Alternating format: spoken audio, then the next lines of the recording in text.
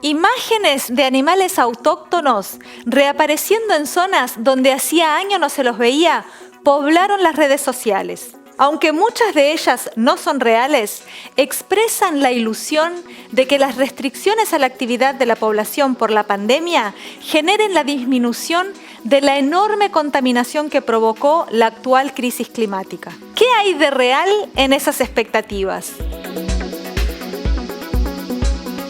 Las medidas de cuarentena redujeron considerablemente la actividad de gran parte de la población, pero además la crisis económica mundial se profundizó con la pandemia, agigantando los niveles de pobreza e indigencia, o sea, disminuyendo dramáticamente el consumo. ¿Significó una baja de los niveles de contaminación en el mundo? Uno de los principales determinantes de la crisis climática es la emisión de gases de efecto invernadero, como el dióxido de carbono, el óxido de nitrógeno o el metano.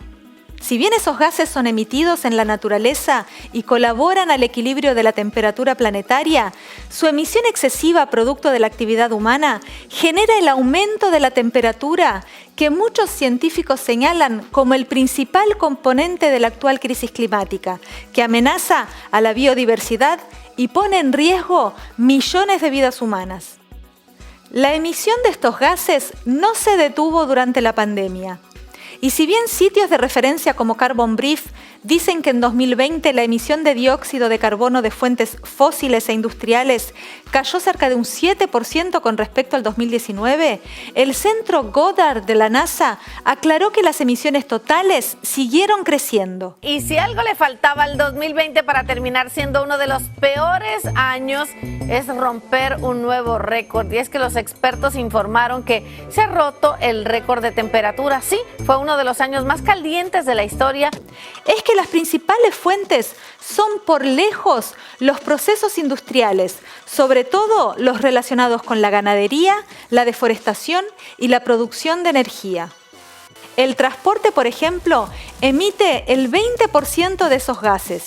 Si bien millones de personas dejaron de utilizar sus autos, motos, incluso transporte público, en el pico de las cuarentenas mundiales, su emisión cayó apenas un 10%. Como indican diversos estudios, la mayor parte los emiten los fletes de mercaderías y no los transportes de personas.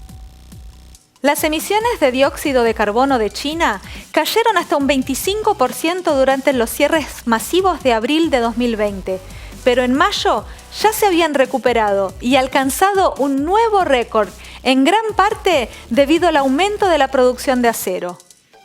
Estados Unidos es el segundo país más contaminante del mundo después de China. Entre las dos naciones produjeron en 2019 casi la mitad de dióxido de carbono del planeta, según el Global Carbon Atlas. El extractivismo no tuvo respiro. Desde las minas de cobre en Chile hasta los pozos petroleros en Medio Oriente, la depredación de bosques nativos con la Amazonia a la cabeza siguió a todo vapor, al igual que las fábricas de alimentos como las granjas porcinas o los feedlots.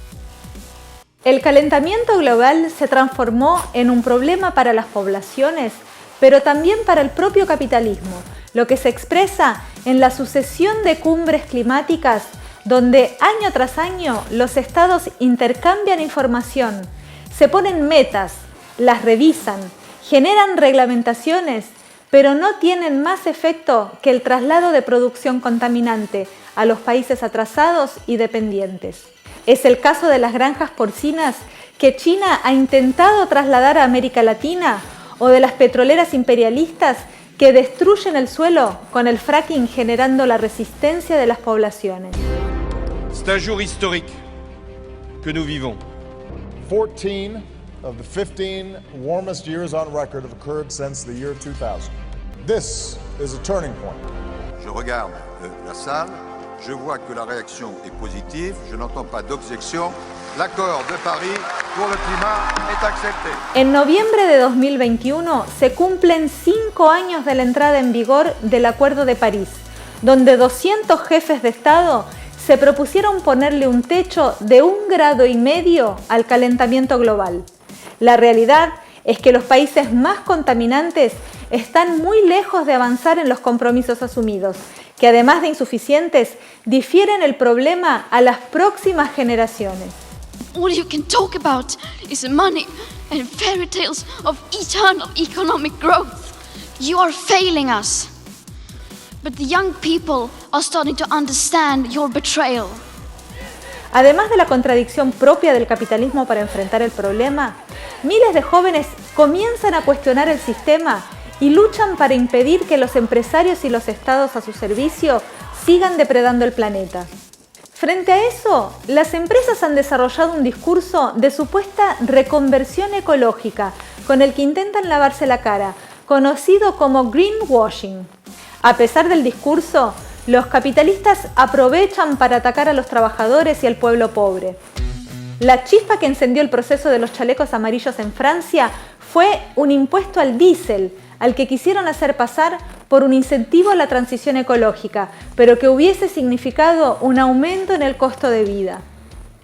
En ese mismo país, la petrolera imperialista Total presentó en 2020 un plan de transición energética, una supuesta reconversión ecológica en su refinería de Grand Puy, que implicaba la eliminación de 700 puestos de trabajo.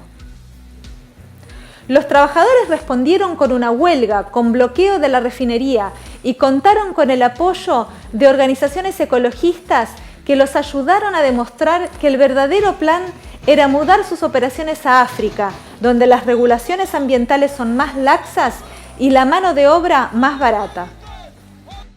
Que non, Total ne fera pas partie de la transition écologique. C'est un mensonge éhonté. Ils suppriment des emplois partout, par milliers, pour garantir leur profit. Nous devons leur arracher le pouvoir, les moyens de production, pour reprendre notre vie en main et l'avenir de notre planète. Esta alianza le dio fuerza a los trabajadores y amplificó la denuncia antiimperialista contra el saqueo y la contaminación de la multinacional en países de África, Medio Oriente y América Latina. También mostró quiénes son los verdaderos interesados en la preservación del medio ambiente. Otro ejemplo lo dieron los obreros del astillero Harland & Wolff en Irlanda, que en 2019 tomaron las instalaciones contra el cierre y desmantelamiento de la empresa y exigieron su nacionalización y reconversión para la producción de energías renovables. Estas pequeñas muestras de alianza entre trabajadores, jóvenes y ecologistas que hoy enfrentan la megaminería, el fracking, la precarización de la vida y el greenwashing, marcan el camino hacia otro tipo de sociedad, donde prevalezca una relación no destructiva entre la naturaleza y los trabajadores. Si te gustó este programa, compartilo. Sumate a la comunidad La Izquierda Diario para mostrar la realidad desde abajo.